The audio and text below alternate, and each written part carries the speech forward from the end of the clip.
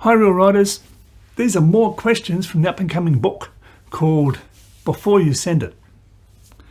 These ones are going to be around conflict and a little bit about dialogue. Just some things for you to think, and this is the style of the book.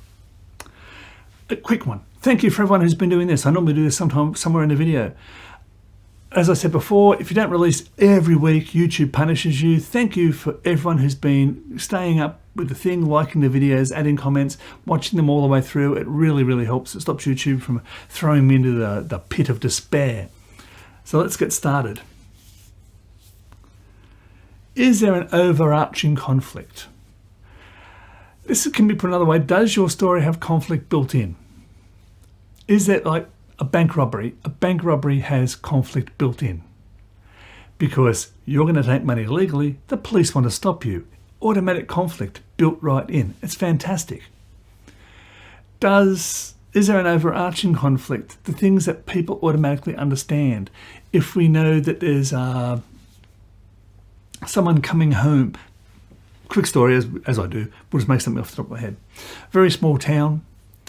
Someone is found guilty of a crime. The town's very judgmental. It's a small community, and this person's done something which has divided the town. They're coming home. There's conflict built in, right? You've got his old friends. They're going to be loyal to him because they're his old friends. You've got the people that may be affected by what he did. They're going to be against him forever. It's going to be maybe members of his family have turned his back on him. The town has started to heal over this thing, and you inject this person back into it. There is just conflict built into that situation. It's built into the screenplay whether you wanted it there or not. That is the sort of conflict you want. You're not going to say, there's a guy who's like a happy-go-lucky sort of guy, and something goes wrong, he loses his job, and his world falls apart. Conflict isn't built into that story. He just gets another job, his life's back. Fantastic, happy times. If he's a lovely guy and his career was on track, he's got family that will support him. There's no real overarching universal conflict. The conflict isn't built in. War stories have conflict built in. Fantasy films tend to have conflict built in because there's always an army coming to invade, or you're getting ready to go and invade another country. Is there conflict built in? So when you've got conflict built in, the story will begin to tell itself because the person begins to react against the world that's around them. They want to do something, the world says no, so they try another tack that generates more opposition over here. They're not going out causing trouble for everyone. The pot is already boiling and you're just throwing food in. It's already going to be something and you're in amongst it. So you've got conflict built into your story. It's a fantastic thing to do. Dialogue. Dialogue's a really interesting thing. Dialogue has got a few things it's got to do. Dialogue has to exchange information. It should, everyone talks about subtext, it should let you know what's happening even if the words aren't there by the things that people say that have a hidden meaning. It's like the snarky sarcasm you get in meetings when people say, what does people think about that idea? And someone will go, I actually don't think about that. And it's like, your idea is so small, it's not even worth considering. That is great subtext. But your dialogue, and this is one that many people talk about, it should also portray the character of the person. It should let the world know what this person is like. The easy stuff is like, do they stutter?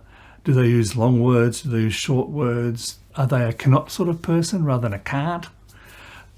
When they speak to people that they consider to be their superior, like a policeman or a doctor or someone that they feel has more power than they do, are they, submissive to that person? Are they respectful?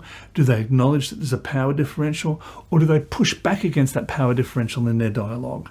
Are they snappy? Are they that sort of, like you'll see a lot of this when cops come up and go, can I get your driver's license? There's all these videos, just watch them on YouTube.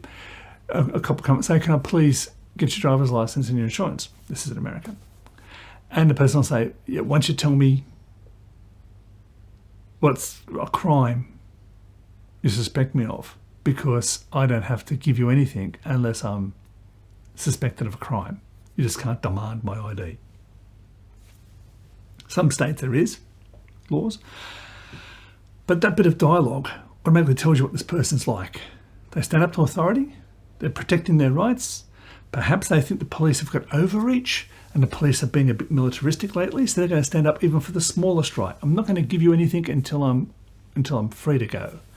And if I'm not free to go, I'm going to sue you for false detainment, false imprisonment, whatever they would sue them for. That little bit of dialogue is, no, I will do that once you tell me what crime you suspect me of. And if the guy says, I suspect you of speeding, there's my stuff. You know? So that little exchange, that bit of dialogue lets you know a lot about the person's character. Especially, and people say, the book Save the Cat, they go, you can have a really despicable person as long as they save a cat, because then the audience will like them. I think that's all bullshit. The audience doesn't have to like anybody.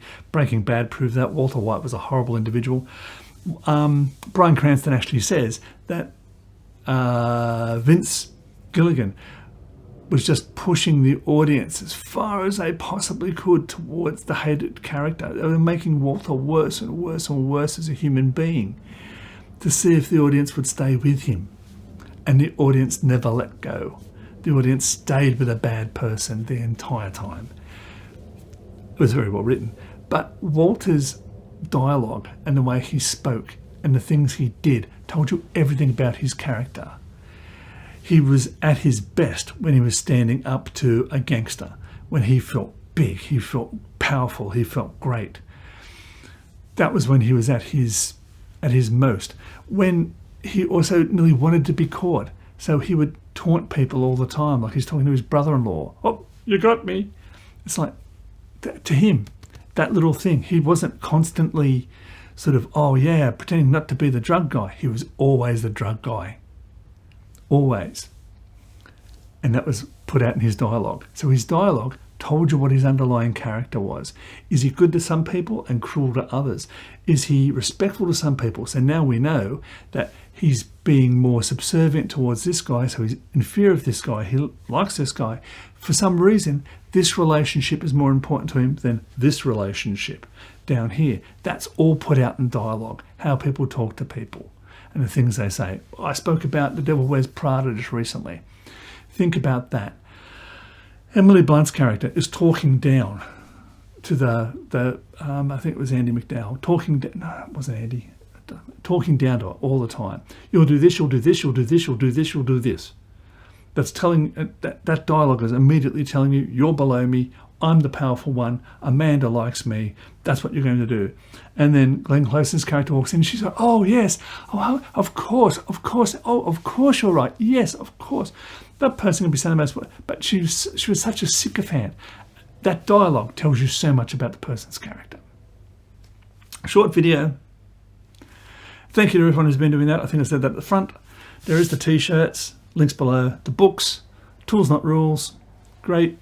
Unlocks your head, gets you writing, doesn't tell you what to write. This is a very good book for you. And Logline, which is another good book, just helps you write log lines, the one thing we all hate. We can write 100 pages, we cannot write 3 sentences. I don't know why, that's just us. We're writers. Until next time, keep writing. Bye guys.